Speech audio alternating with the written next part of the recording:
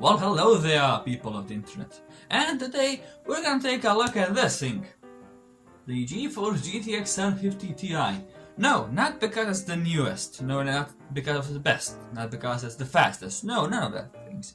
When this graphics card came out in 2014, I believe, it was one of the best, if not the best, gaming budget graphics card things. However, soon afterwards, the graphics card was dethroned by the 950 and 960, kinda, not really. And more recently, the 1060 and the 1050 Ti and the 1050 and the RX 460 and those graphics cards. So that's exactly the reason why we're gonna take a look at this thing. Now, I won't be comparing the results to the 1050 Ti, 1060 because I don't have those cards, so you can check those results online if you would like. But before heading into the benchmarks, I do want to mention a few things. Number one, this graphics card does not require any additional power. It draws all the power from the PCI slot. So that results in a really low temperature, and as you can see here it says 0 dB fan mode, silent gaming thing. Although when you are gaming the fans do spin up, but the only 30-35%. So the graphics card really is quite, an idle when you're not pushing the graphics card. The fans don't even spin at all, which is like really cool. And speaking of cool, the graphics card does keep its cool around 55 degrees Celsius, even after gaming for an hour and a half. Rest of the system includes a Core i5-6600 and 16 GB of DDR5 memory. First on our list is Rise of the Tomb Raider, and yes, I do have my notes on a notebook because I can't read a script like this. Usually the script will be here, but whatever.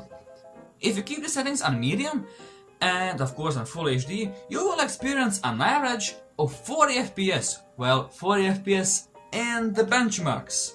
During gameplay, the FPS does stay around 40, however it does dip a bit to around 30, and in really rare cases that does dip to 25. However, mostly it's 40 with some dips to 30 and really rare dips to 25, mostly when close-up scenes, and it only happens in cutscenes. When the camera is near to someone's face, then the FPS does drop. However, during playing and when all shit is going on, it's from 40 to 30, sometimes maybe 45, I don't know. And on high settings, you get an average of 36 FPS in the benchmark. However, when playing there are more drop frames and slowdowns and dips in FPS, so I do play it at medium settings.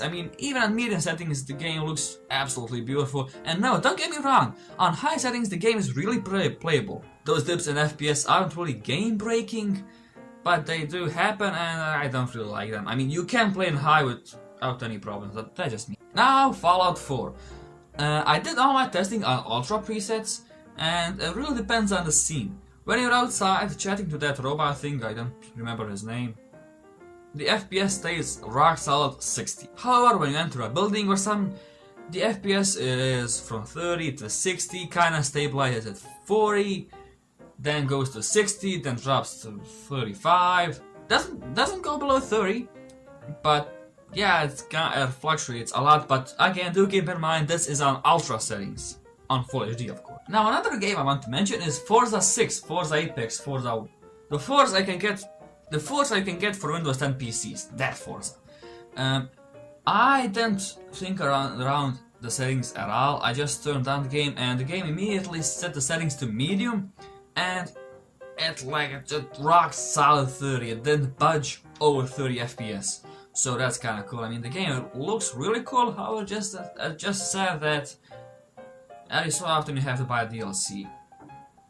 Not good. The game is free, whatever. Now, last on our list, almost, not really, but kinda, maybe, not whatever. Last on our list, kinda, is Crysis 3. Now, even a game from 2013 is still really demanding, and in Crysis 3 on Full HD, I set the graphics to medium.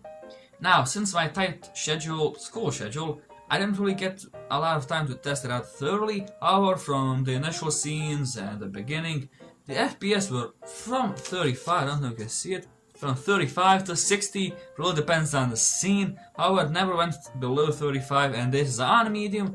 If you want better smooth 60, you can go to low settings.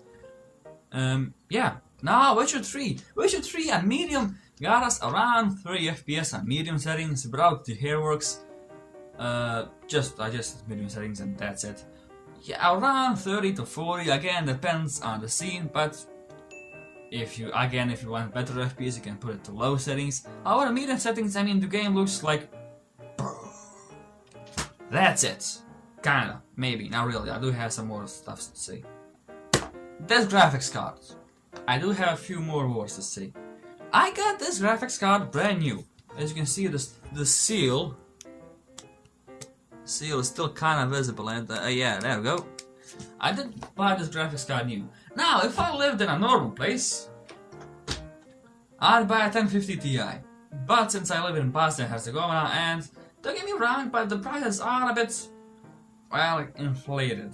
So, but that doesn't matter. What does matter if you're out of options for whatever reason, that's out of stock, you don't have enough money. For whatever reason, you can't get a 1050 Ti, 1060, 1050, an RX 460, RX 470, any other gaming graphics card. The 750 Ti is still a really good graphics card. The only kind of downside is the 2GB of memory. I mean, even you see in the results, it's still really good. However, in most games just max out the VRAM. Kind of all games. There is a 750 Ti from Asus with 4GB. If you happen to run across it, do buy it. Or secondhand, you can still buy this graphics card secondhand. They aren't really rare also. I don't think you can find a lot of secondhand graphics cards, the 750 Ti's. But if you do stumble across one, yeah. And yes, I know the 750 Ti does bottleneck the CPU. I know, but whatever. So yeah, thank you guys so much for watching. Do make sure to like and subscribe, and I'll be seeing ya. Peace.